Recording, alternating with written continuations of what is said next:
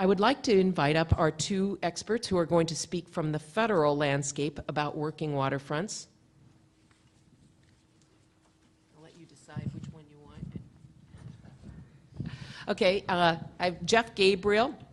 Jeff Gabriel is from the National Marine Manufacturers Association, and he's on the steering committee for the National Working Waterfront Network. He's legislative counsel for the National Marine Manufacturers Association, the nation's leading recreational marine industry trade association.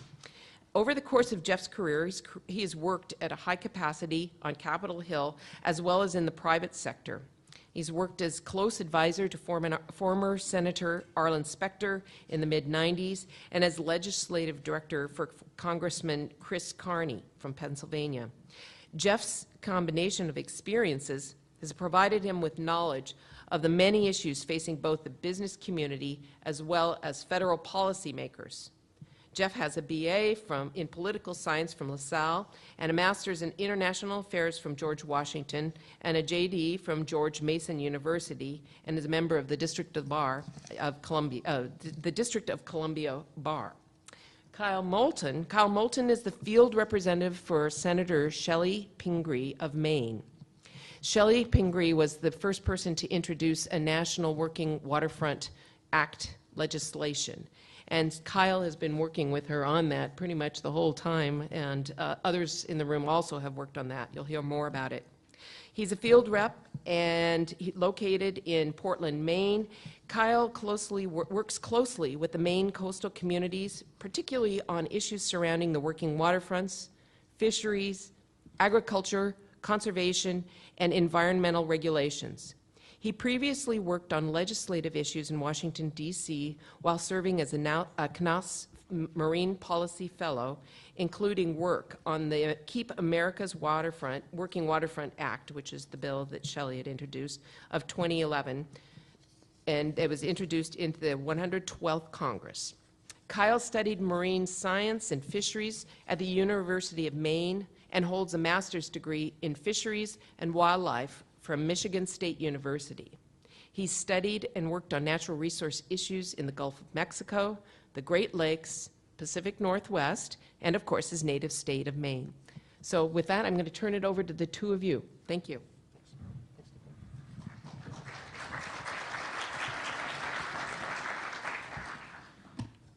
Nicole, that's all that stuff was all a lie. Here's the most important thing about me. I got in the elevator the other day and somebody looked at me and said, "Dang, you look like a prize cow that just came back from the fair." No. That's about right. All right, we're almost done. We're getting close, and we've got a little bit of work to do this afternoon or later this morning. But and I always hate when people say, "Close your eyes and think about something." But calm yourself down, take a breath for a second. Think about the most evil place in the world you can think of, right? Just for a second, I'll think about it. What are you thinking about, right?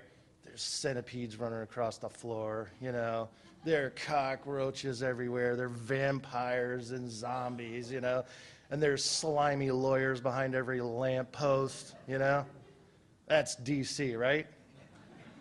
Nah, it's worse. So with that, the national political landscape, perhaps we should be calling it the political seascape. So, what is the political seascape in Washington, D.C., and why do we care about it? Look, not to insult your intelligence, but, what we've been talking about for the past 2 days could be addressed in some instances from a federal level. And in fact, and I wasn't at it, but the last symposium, that was one of the goals that came out of the symposium was, we're going to be working collectively together, and a lot of us probably still feel that way, on national legislation to really fix some of our problems. But, a quick reflection of the state of our national politics might give us pause right now. At the very least, a good understanding of the political climate in D.C. helps us when we start to think about our priorities as we go into the marketplace of solutions to our problems. The past couple of days have been very fruitful. We've identified a lot of issues. We've dissected a lot of issues. We've actually had some significantly substantive conversations about solutions to some of our problems. Okay, so what does the seascape look like, Jeff? Unless you've been living under a rock for the past few years, I dare say you are quite well aware that there's a tremendous amount of dysfunction in Washington, D.C. these days. Sequestration, anybody? It's not an exaggeration to say that Congress has literally, in many respects, lost the ability to sort of help the country work on even some of our simplest problems.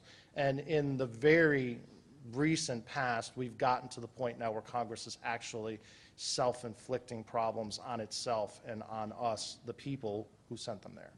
Why?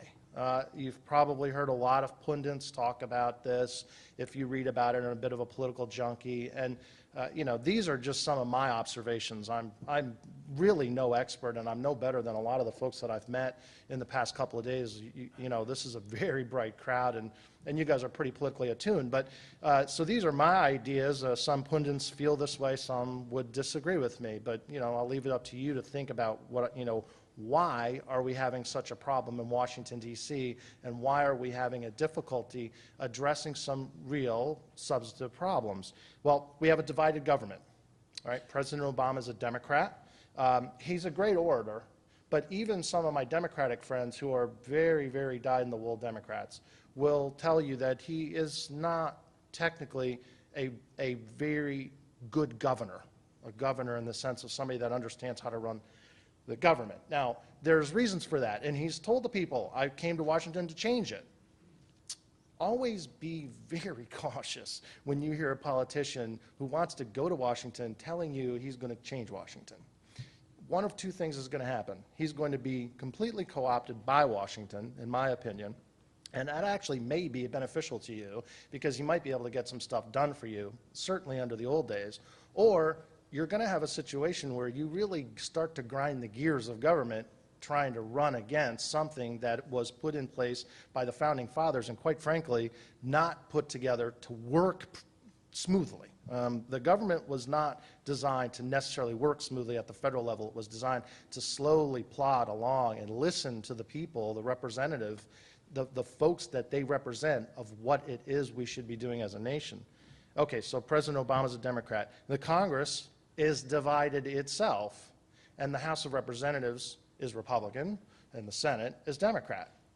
That, in many respects, because the fact that the House is the only body in Washington, D.C. right now controlled by the Republicans, is what gives us the divided government. But remember, things weren't that better, and I was in Congressman Carney's office when the Senate was Democrat, President Obama was a Democrat, and the House was a Democrat.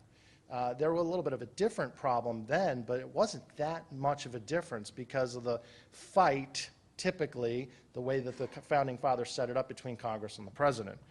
Within the House Republican majority, the Republican majority is divided between the old establishment Republicans, who are, by and large, astute governors, and the new Tea Party folks, and I'm not denigrating anybody in here who's a Tea Partier at all, but the new folks that have come in, Republicans from across the country, particularly House members, who really want to disassemble Washington, D.C.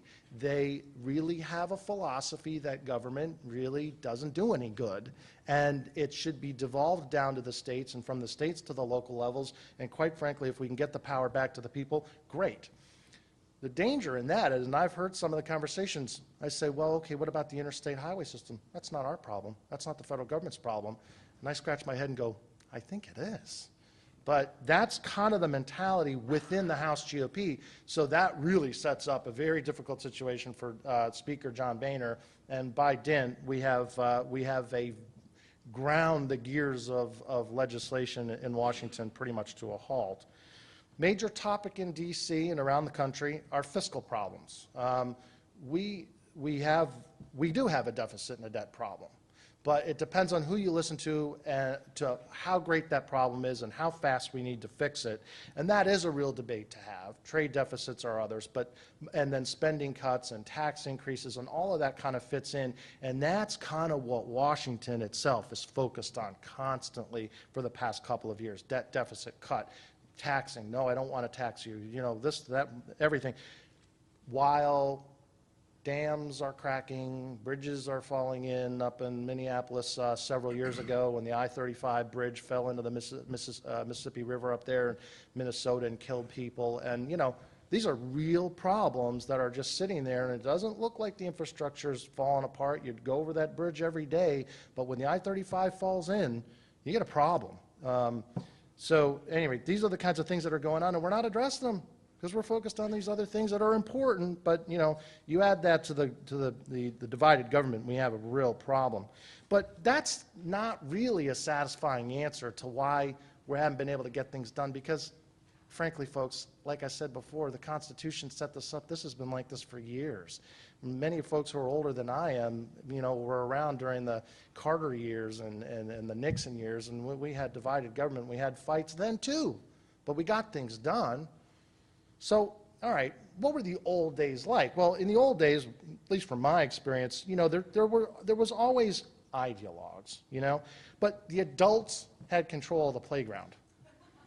You know, former Senator Alan Simpson from Wyoming, who's kind of famous now for the Simpson-Bowles idea for deficit reduction and taking care of our fiscal house, was a senator at the time when I was in Senator Spector's office. And I used to sit on the floor and I would take notes. That was my job, my first job for the senator on all the debates. So I got to see these guys literally like I'm looking at you guys, which was fascinating for 4 or 5 years until I just burnt out.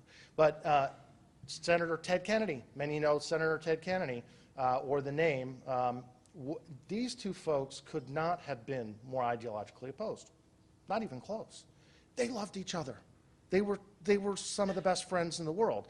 And they would get on the floor of the Senate on a Thursday afternoon when nothing was going on and nobody was paying attention, and they would argue for 2 hours over abortion, over cattle rights on public land, and they'd have charts and they'd be showing this stream was better with the cattle than it was before, and Ted Kennedy would go, it would not be, you know, and I mean, it was crazy. Then they loved each other. They'd go have a drink. They'd come back the next week.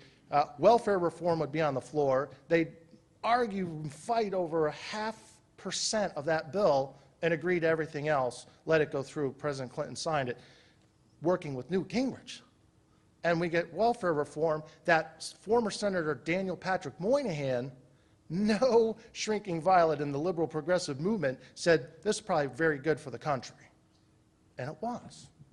So in the old days, we worked, and the adults worked, and we addressed situations, and we fixed them. Today, it's Lord of the Flies, minus the exotic tropical location.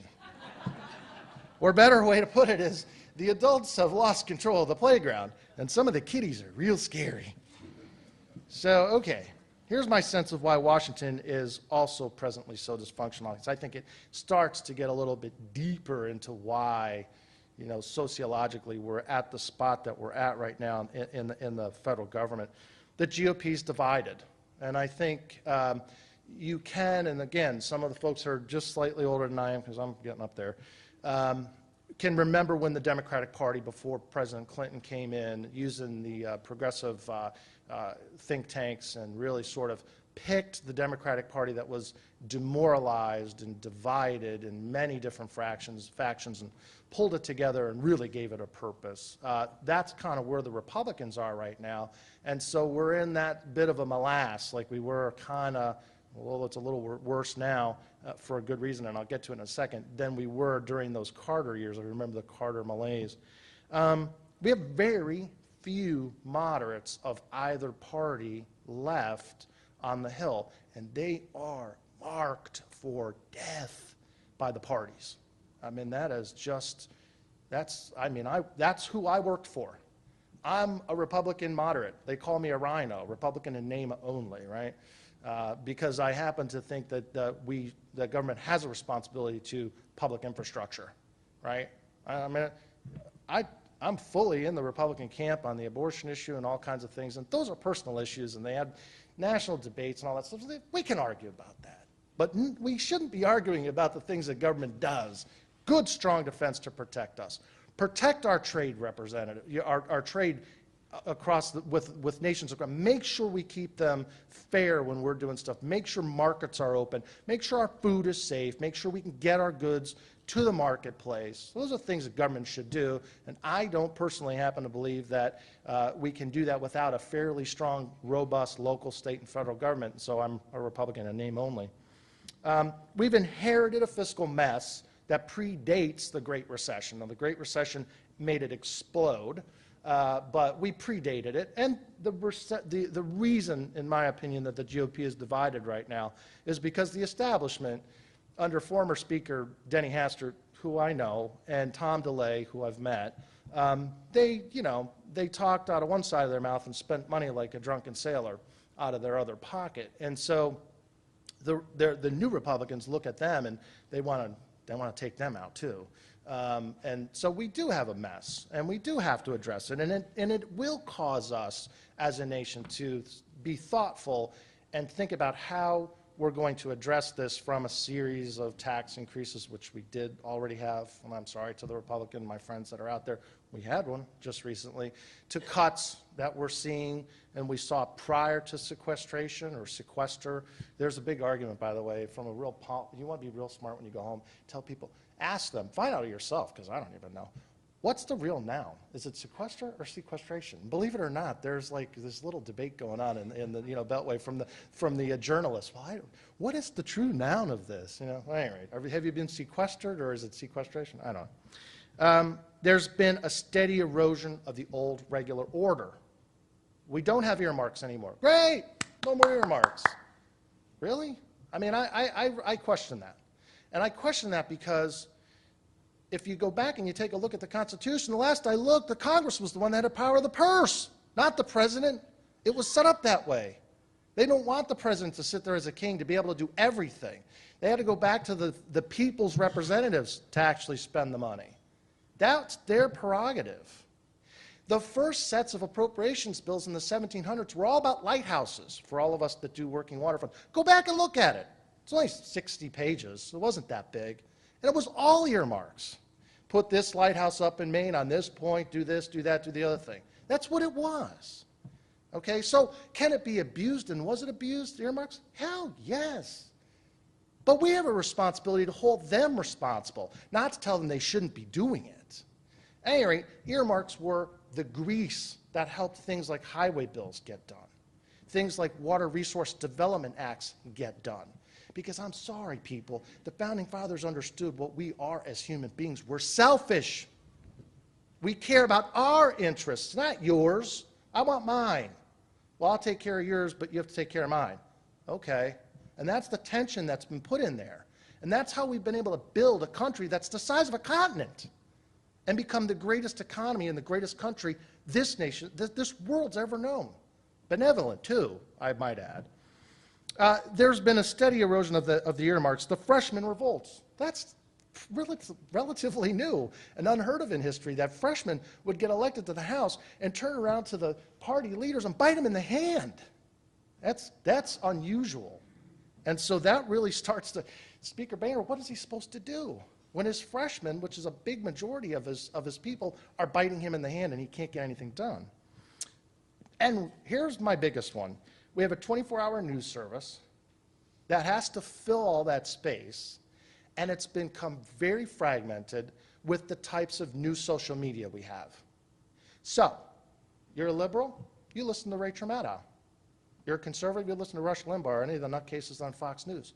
And all you hear from those people day in and day out is, we lost the election as Republicans because we weren't conservative enough. Are you kidding me? You weren't conservative enough? Todd Akin was saying that if a female gets raped, she probably doesn't really get pregnant. How much farther to the right do you want to go?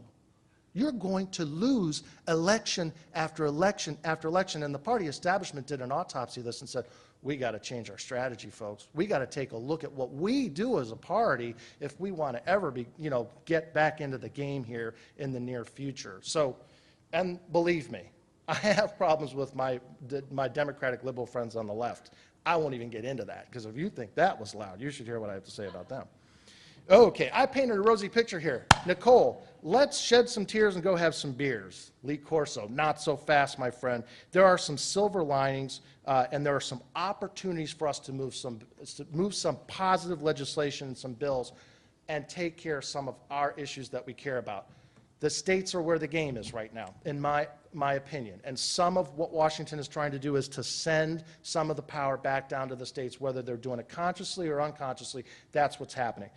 I have a good example for you guys. Some of our friends up in the Maine Aquaculture Association and the commercial fishermen and the lobstermen up there got themselves together and worked wicked hard to fix the way property was taxed, and among other things, in Maine for the commercial fishermen and the lobster, and quite literally probably saved lives. They certainly saved jobs. They certainly protected working waterfronts up there, but they probably quite literally saved lives up there. So there is good opportunity for us to get down into the local level, down into the states, and into the weeds, and take care of our situation. But even in Congress, and I'm almost finished, even in Congress, we can still get some things done. Last Congress, we got a paltry highway bill done. We do work still in a non-regular order way to try to address bills like Kyle's boss, and he's going to talk about this in a second. And it's a process by which we have to keep the debate going on the federal level, do the best that we can to grease the wheels, and at some point in time when it's appropriate, and that's the art form, I think Kyle will say it, at the appropriate time, tuck it onto something that's got to go through. It's like sticking a rail car on the back of a train that's just about to leave the station that has to leave the station. And if you're lucky and you're good and you got to work hard at it for years, you can stick your car on there at some point in time, and and it'll take off. And we might be able to get pieces of things done that we kind of would all agree on. Doesn't fix everything, but fixes some of it. I think with that, the last thing I'm going to say is on a federal level, if we're going to continue to focus on that as a group, it's good to do so, because I think even if you're just having the debate, even if Chellie Pingree is still up there, God love her, fighting the good fight on national legislation that we care about, trying to put up, it's a prominent position. It's a national audience. It puts national context to the issue. It draws attention, and it helps empower our state and local representatives to connect themselves and say, if they can't do it, but they've identified some pretty cool solutions, we can on the state level. Let's try it at our level first. And that is what I think you're seeing across the country. That's, governors and state legislators are doing some kind of unique things on a whole host of issues. And I think with that, we'll hear what Kyle has to say from Chellie Pingree's office standpoint.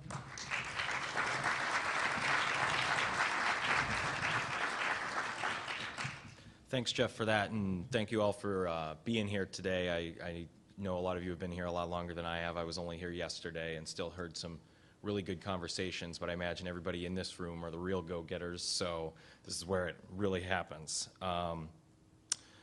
First of all, I would really like to, again, just thank the folks who put the symposium together. This has been really helpful for me as a congressional staffer, just to see folks from around the country talking about these issues and see what the energy is in the room. I really wanted to start by sort of highlighting a few points.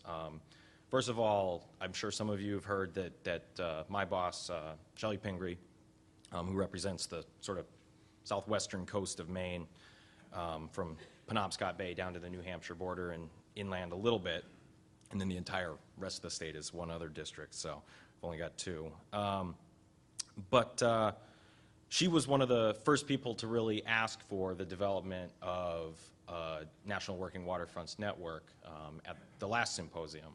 And I think I could say on her behalf that she'd probably be really proud of what that group has done, and some of the work that's happened there has really helped bring working waterfront issues sort of to the forefront, build those conversations, and build that expertise that we're going to really rely on to actually get something done in Washington. So after that, I really just wanted to highlight a couple of points. The first thing I wanted to do was outline what my boss's bill actually was for those that maybe aren't familiar with it when it was introduced last session. and talk a little bit about what sort of the next steps are there. And then I wanted to just give you guys a little bit of perspective from somebody who's worked in DC, who works on the ground in the district for a member of Congress, who really cares about these issues, and what's helpful to hear from you guys so that we can do a better job representing the folks that we represent. Going from there, I would say our bill last session, it was introduced, I think, in October of 2011, before I was actually with the Congresswoman's office. But it was called the Keep America's Waterfronts Working Act, and I think that's a title that everybody in this room can probably get around conceptually. And I think in order to sort of describe what the intent of this bill was, I think somebody earlier, and I forget who it was, but in one of the presentations, somebody mentioned that only 15% of the funding to work on working waterfronts issues comes from federal sources, and it's not directed. And so the intent of this bill was really focused on that problem. So could we take that 15% and turn it into 30%, 40%, and actually target it for that specific group? And how it would have done that, had it been adopted in the last Congress, which it wasn't, was to amend the Coastal Zone Management Act and create a grant program administered through NOAA that would have provided grants to states with working waterfront plans. And so those working waterfront plans, as described in the legislation, would have been handled by the states, but they would have outlined how those states intended to preserve and expand access for folks that work, on a lot of the same things that you guys do in this room: commercial and recreational fishing, aquaculture, boat building, and other marine waterfront dependent businesses. And of course, you're probably going to ask, I've already sort of alluded to it a little bit here, but how'd that go? Well, we had a really good start. We got 22 co-sponsors on board. Unfortunately, in the House of Representatives, all of them were Democrats, and that doesn't necessarily go too far, especially after we heard some of Jeff's comments. That's not necessarily the crowd that we need to get an audience with. And just for example, so folks know, that went to the Natural Resources Committee for conversations there about the bill. There's definitely folks on that committee who care about this issue, but there's also folks who have other priorities. And the jurisdiction of that committee is pretty broad, so it can be a challenge there as well. That being said, that the legislation didn't move, despite good support among a cohort I would call of sort of the usual suspects on these sorts of things. It really was a good rallying point for a lot of folks, I think, in this room to talk about this issue and give it a broader federal perspective, when a lot of the work that actually happens, as Jeff outlined, happens, and I'm sure you guys are working on all these individual projects, happen at the local or state level. And it really, like I said, those conversations, going back to the points raised earlier about conversations and communication, are really one of the biggest things. So now that you know a little bit about what we did last session, I will tell you that Congresswoman Pingree is very interested in continuing to carry the torch and fight the good fight there. So you'll likely see in the next couple of months us reintroducing a bill that's very similar to the previous version, probably with some adaptations. I've definitely been trying to keep my ears open and take good notes here at this symposium, because I think there's some amazing ideas out here. And I'm not an ideas guy. I just try to institute some of the great ideas that I hear. So, which is a point I'll get to in a minute. So from a perspective of somebody who works on a congressional staff, I think a lot of folks in the room maybe have some experience working with their member of Congress or their staff. But it's a little different, I guess, sometimes when you're actually inside the room, you know, trying to figure out what these pieces of legislation will look like, getting on the phone, talking strategy, communicating with folks in the agency. And so you guys might ask, well, what is helpful for me? And I guess what my sort of issue here is there's ways that you guys can be really helpful to us. And I really wanted to highlight a point that Senator Murray outlined yesterday. Members of Congress work for you guys. And as dysfunctional as Congress can be, and sort of has been the last few years, I shouldn't say sort of, you know, in some ways it is a reflection of what they're hearing from their constituencies. You guys really have an important role in making sure that the conversations in Washington reflect what's actually going on in those districts. And oftentimes the squeaky wheel, the loudest voice, is what folks respond to, unfortunately. And I would also outline a point that more folks than would probably like to admit it, who work for members of Congress or senators, would tell you perhaps over a beer that their day and what their topic of conversation is in their office in a given day is probably more tied to an article in the local newspaper that their boss reads flying somewhere. You know, for example, you might read in the local paper that a local farm's, you know, barn burned down. And next thing you know, the phone rings and it's your boss. And they say, well, you're my expert on farms. What are we going to do about this barn? And so I guess the point to you guys is you need to tell us that the barn burned down. And a reflection, I guess a second point from that is that I guess I was introduced as supposedly expert, and perhaps the most important thing I want to get across to you guys is that I'm no expert. You guys are really the experts, and people like me who work on these issues in DC rely on you to get us the information to be the experts so that we can cite those numbers, those stories, and it's really critical that the folks in this room have, you know, understand that we can't do our jobs alone. And that's a really important point, and I just, you know, especially for those who maybe haven't worked in DC or haven't trudged the halls, I guess I'm not asking everyone here to go to DC and knock down my door and ask, you know, for a specific thing. That's Jeff's job, and there's a few folks here that I know that's their job, and that's not all your jobs. But you can start small, and I think part of that is having conversations with folks like me when we happen to attend something like this or we're at an event. Catch us on the side and say, hey, you know, we're working on this really important project and we just want you guys to know about it.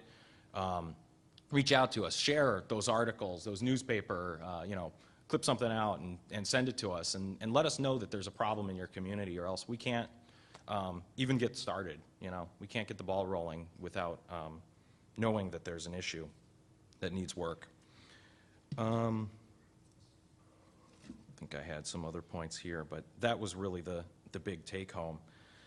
I did want to outline just a few things that I've heard that were really exciting from a congressional staffer perspective, because they're things I feel like Congress should be able to work on. And these are just some things I pulled out of the toolkit summary that was presented earlier. And I starred 3 big items. And I'll paraphrase a little bit here, but one was to recognize the importance of working waterfronts at the highest levels of government. Okay, you can do that, maybe. Let's see, we'll try. Recognize the inability of local communities to address large-scale, national-level drivers of change. All right, we can probably recognize that sort of thing. And establish working waterfronts as a priority national goal. Ensure coordination between federal agencies. Well, we often pick up the phone with federal agencies and try to get them to talk to each other, so that might not be too much of a problem. But I wanted to sort of outline why those 3 things were relevant to me. they're definitely important issues. They're very important issues to outline and make sure that we move forward on. They're definitely things that Congress should and could be tackling, and they're definitely not going to happen unless you guys actually make us work on them. And so on that note, I would say, you guys really need to make the push. And I think perhaps most importantly, even if we were to work on these without your guys' input, you probably wouldn't want us to do that because we'd probably find ourselves down the wrong rabbit hole. And with that, I think I would just encourage you to have those conversations, to become acquainted with the staff in your district, with your member of Congress, and see them as a resource for you. There's ways that we can be helpful, even if we can't move larger level legislation, but we do want to have that conversation. So thank you all for being here today.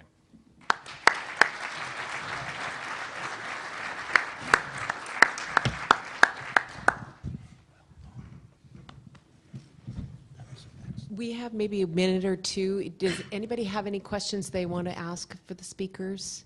Let's see, do we have a mic? Somebody get out, run a mic back.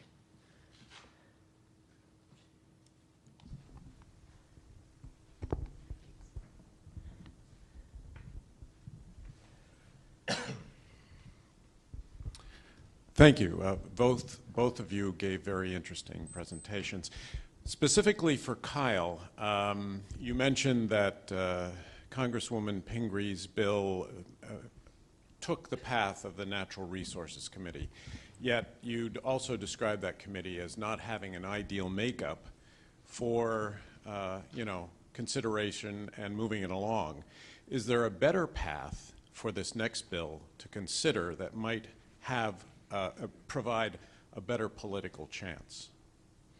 Well, I think that's an excellent question. One of the things that folks, both advocates in DC and staffers really, one of our biggest challenges if we're trying to move a piece of legislation is to really look at the makeup of those committees and see if there's alliances that could be forged in those committees. And there is, I guess it's no secret that if a chairman of a committee is an ally on that issue, that you're going to have a much easier time, at least getting an audience and perhaps moving forward.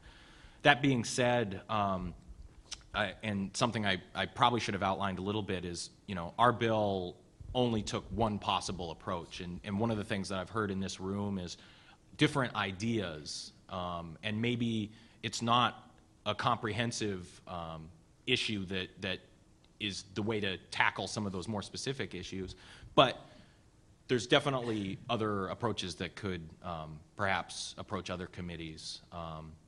Jeff could also probably speak to some of the other committees that would be useful.